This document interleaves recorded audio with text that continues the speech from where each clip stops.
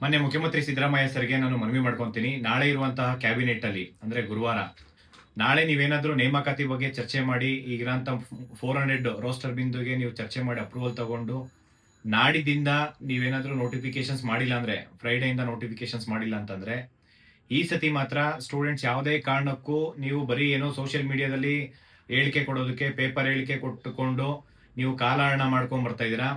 ನೀವು ನಾಳೆ ನಾಡಿದ್ದು 2 ದಿನದಲ್ಲಿ ನೀವು ಡಿಸಿಷನ್ ತಗೊಂಡು, ನಾಳೆ ಡಿಸಿಷನ್ ತಗೊಂಡು ನಾಡಿದಿಂದ ನೀವು ಫ್ರೈಡೆಯಿಂದ ನೀವೇನಾದ್ರೂ ನೋಟಿಫಿಕೇಶನ್ಸ್ ಮಾಡಿಲ್ಲ ಅಂತಂದ್ರೆ, ಪ್ರತಿ ಒಂದು ಇಲಾಖೆಯಿಂದ 43 ಇಲಾಖೆಯಿಂದ 56,432 ಹುದ್ದೆಗಳನ್ನ ಈ ಕೂಡಲೇ ಭರ್ತಿ ಮಾಡಬೇಕು.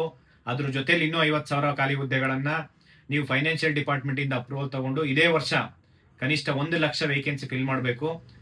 ಮಾಡಿಲ್ಲ ಅಂತಂದ್ರೆ ನಾವು ರಾಜ್ಯಾದ್ಯಂತ ಮತ್ತೆ ದೊಡ್ಡ ಮಟ್ಟಕ್ಕೆ ಹೋರಾಟ ಆಗುತ್ತೆ. ಮತ್ತೆ ಧಾರವಾಡ ಇರ್ಬೋದು, ಬಿಜಾಪುರ, ಕಲಬುರಗಿ, ಬೆಂಗಳೂರು, ಈ ಸತಿ ಹೋರಾಟ ಯಾವುದೇ ಕಾರಣಕ್ಕೂ ನೀವು ಪೊಲೀಸ್ ಪರ್ಮಿಷನ್ಸ್ ಕೊಡ್ಲಿಲ್ಲ ಅಂತಂದ್ರೂ ಹೋರಾಟ ಮಾತ್ರ ಯಾವುದೇ ಕಾರಣಕ್ಕೂ ವಿದ್ಯಾರ್ಥಿಗಳು ಲೈಬ್ರರಿ ಕುತ್ಕೊಂಡು ಓದಲ್ಲ. ಪ್ರತಿಯೊಂದು ಸ್ಟೂಡೆಂಟ್ಸು ರೋಡಲ್ಲಿ ಕುತ್ಕೊಂಡು ನಿಮ್ಮ ವಿರುದ್ಧ ದೊಡ್ಡ ಮಟ್ಟಕ್ಕೆ ಹೋರಾಟ ಆಗುತ್ತೆ. ಇದು ಎಚ್ಚರಿಕೆ ಅಲ್ಲ. ವಿದ್ಯಾರ್ಥಿಗಳಲ್ಲಿರುವಂತ ಆಕ್ರೋಶನ್ನ ಯಾವ ರೀತಿ ಹೊರಗಾಕ್ಬೇಕು, ಯಾವ ರೀತಿ ಹೋರಾಟ ಮಾಡ್ಬೇಕಂತ ಗೊತ್ತಿದೆ.